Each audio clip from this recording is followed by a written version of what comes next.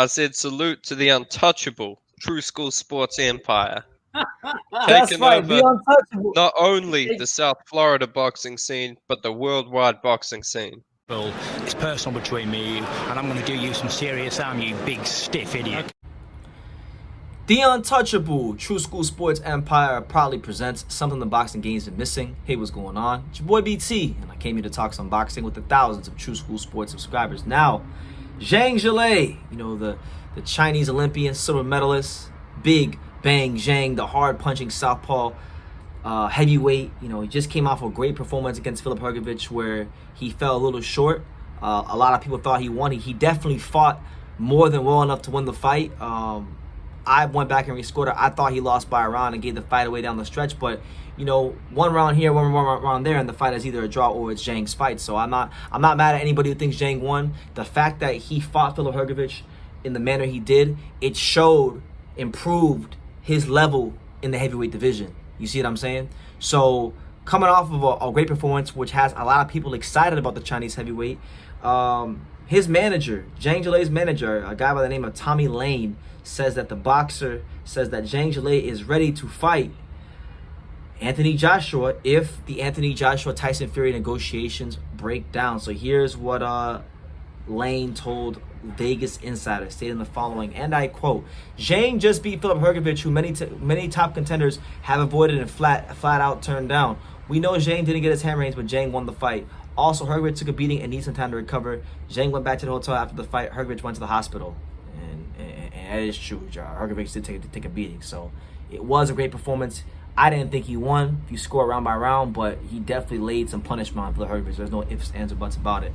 But then he went on by saying, I quote, "AJ and Zhang are on the same schedule. They fought last on the same night. Zhang didn't get hurt during his fight. He's already back in the gym and will be fresh and ready to go if AJ wants it. Zhang and AJ also have history and unfinished business from the amateurs when they fought in the 2012 Olympics. Zhang has the whole of China behind him, and AJ is still one of the main faces of professional boxing. Joshua versus Zhang is by far the biggest fight out of the other options Eddie Hearn has publicly mentioned." So there you have it. So there you go. They're open to the fight.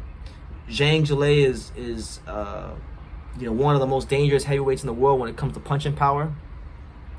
He's proved it. No matter who he fights, whether it be Jerry Forrest, whether it be Hrgović, whoever he fights, he always goes out there and he always shows himself to be a dangerous guy. Now, as far as his manager's point about this being the biggest fight out there, apart from the options Eddie Hearn has mentioned, he's not wrong. I mean, you're talking about the UK, you're talking about China. That's a lot of people, right? That's a lot of people behind, that could potentially tune in for that event. And I do feel like, while Zhang didn't win, although a lot of people thought he won, and I'm not knocking anybody who thought he won, because he fought his ass off against Hrgović, and I'm saying that as a Hrgović fan, but he fought his ass off, and he's definitely a heavyweight that if he wants to continue to box, I'm anxious to see him again. He was really fun to watch that night, and I hope whenever he does fight again, we get a determined Zhang Zhilei. But look, we know that there's things going on with Fury and Joshua. Tyson Fury has been saying that Anthony Joshua doesn't want to sign the contract. He's giving him a bit of a deadline to sign the contract. If there isn't even a contract, he's saying that, of course. And you can never put 100% stock into everything Tyson Fury says. But if that fight doesn't happen, and Usyk is going to take some time to recover, and Usyk and Fury can't get down to business, then I don't see why Zhang versus Joshua doesn't happen. I think economically it makes a lot of sense.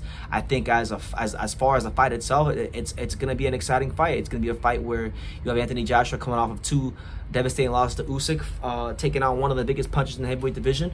It's a fight where Joshua would be the favorite to win, I think, because of the speed and he has better stamina than Zhang, because Zhang always gives fights away because of his lack of stamina. But there's always that one punch factor with Zhang, more so with him than most heavyweights, because what makes him so difficult is that he is a southpaw heavyweight with elite punching power. Normally in the heavyweight division, there's not too many southpaws. I mean, Alexander Usyk is only the second ever lineal southpaw heavyweight champion. The other one was Michael Moore. Neither Michael Moore or Alexander Usyk are necessarily like elite punchers in the heavyweight division. Zhang Zhilei, on the other hand, is. So I would have to really go back to the history of boxing, and for people out there who really know the history of boxing, feel free to educate me because I don't know everything about boxing, but I'm a student of the game and I'm always learning. Like, name me some hard punching southpaw heavyweights because there haven't been many, if any. Zhang Zhilei might be up there, so I feel like Joshua fighting Zhang Zhilei, especially after the performance Zhang Zhilei just had against one of the most dangerous contenders in the world, like Philip Hrgovic. To me, I would respect it, and ideally, it's a fight where I think AJ has to be cautious, but he can work on some things and really deal with a new type of problem. Go in there and try to solve the Big Bang Zhang, because people think that Zhang beat Hrgovic, so his stock's at an all-time high. If there was ever a time to fight Zhang, it's right now, and monetarily, it makes sense. As a fight fan, it makes sense. If, of course, we can't get Joshua versus Fury, which is obviously a bigger fight and a much bigger event. But that's the news. That is the news, man. Zhang Zhilei's manager, Tommy Lane, says that it would be an explosive fight for the fans, that they're willing to come to London whenever. They're willing to come to London. They want to do whatever they can to fight Anthony Joshua. In my opinion, thinking about it, it would be one of the most entertaining fights in the heavyweight division because of Zhang Zhilei's punching power, because of the athleticism that Anthony Joshua does have, and the fact that Anthony Joshua is vulnerable and he doesn't have the greatest chin in the world, and his stamina can be a problem at times. I think Zhang is capable of taking it to some deep, dark, uncomfortable places, and I think he could even finish Anthony Joshua. It's that dangerous. It's that dangerous of a fight for Zhang Zhilei. But you know what? They got the history as well. Like, they did fight in the amateurs. I supposedly Joshua beat him in the amateurs, so there is that history there. So that there is a storyline, there is danger there to be had, and that's what it is. So yeah, leave your comments down below. What do you make of